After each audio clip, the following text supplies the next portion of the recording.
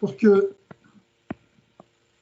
la limite existe, par exemple, admettons une fonction, donc la limite quand x tend vers a, par exemple, on va l'appeler a.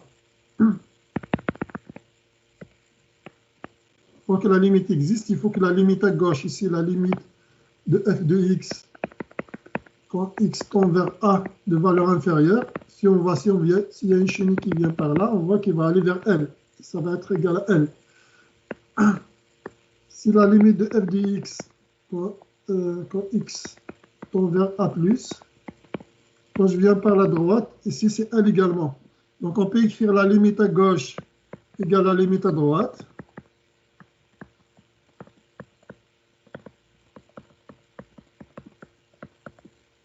C'est la même, les deux existent et c'est la même quantité. Donc, dans ce cas-là, on peut écrire limite de f de x tout court. Il n'y a pas à gauche ou à droite. Quand x tend vers a, c'est n. Je pense que cette situation est probablement claire pour tout le monde. Hein, je crois. Mais, alors, qu'est-ce qui se passe ici dans cet exemple? On a dit, dans cet exemple, on s'intéresse par exemple au troisième cas, lorsque a égale 9, donc ici, on voit que la limite à gauche, c'est égal à 3, ici. La limite à droite n'existe pas parce que la fonction n'existe pas. Et pourtant, parce que la fonction n'est pas définie par la droite, et pourtant, on a dit que la limite tout court, c'est 3.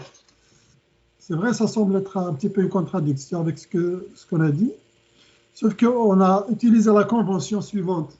C'est que lorsque la fonction n'est même pas définie,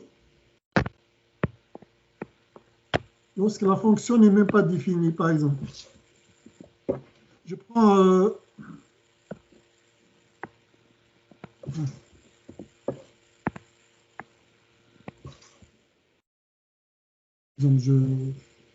n'importe quelle fonction, mais juste pour essayer de donner un exemple proche de ce que l'on dit. Si je prends cette fonction, je vois qu'il n'est pas défini ici. Par exemple, ici, admettons que ça ressemble à notre fonction, donc je vais mettre 9. Pareil pour la fonction d'exercice, c'est 9. Vu qu'il n'est pas défini, on a utilisé la convention suivante. Vu qu'il n'est pas défini, limite de f de x quand x tend vers 9, vu qu'il n'est pas défini, on va dire, on comprend qu'il s'agit de la limite par la droite. C'est juste la limite quand x tend vers 9 plus. Vu qu'il n'est pas défini, c'est cette notation, c'est cette limite de droite qu'on a juste simplifiée en l'écrivant comme ça parce que tout le monde sait qu'il n'est pas défini. Il y a un abus de langage, je l'admets, mais c'est comme ça qu'on travaille. Donc en fait, lorsqu'il n'est même pas défini, au lieu d'écrire la limite à droite, on dit tout simplement la limite. Mais il s'agit bien effectivement... non, ici, il s'agit de la limite par la gauche, parce que par la droite, il n'est même pas défini. Donc, pardon. Donc ici, il s'agit de la limite par la gauche. Par la droite, ce n'est pas défini, je répète. Il s'agit juste de la limite par la gauche. C'est comme, je vous dis par exemple, la limite de racine de x quand x tend vers 0. Vous pouvez dire qu'il n'existe pas.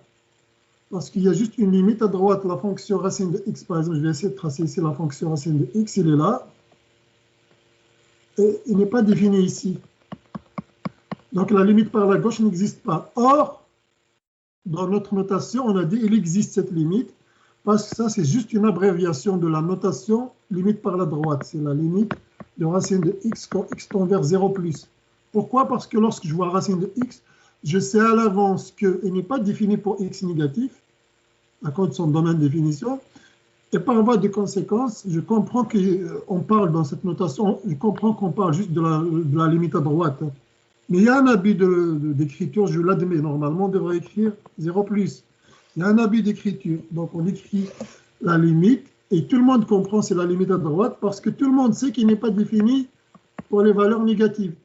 Pour le graphe vert, c'est pareil.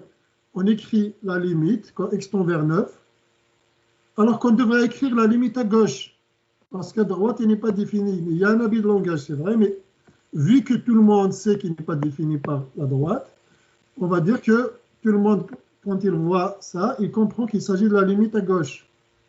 Voilà. Je reviens maintenant à notre numéro, effectivement. Là aussi, c'est pareil. En quelque sorte, tout le monde sait que cette fonction n'est pas définie par la droite. Donc, quand il voit la limite ici, il comprend tout de suite que c'est juste la limite à gauche. Voilà. Donc, si vous avez une fonction, en gros, si j'essaie de résumer ce que je viens de dire, si vous avez une fonction quelconque,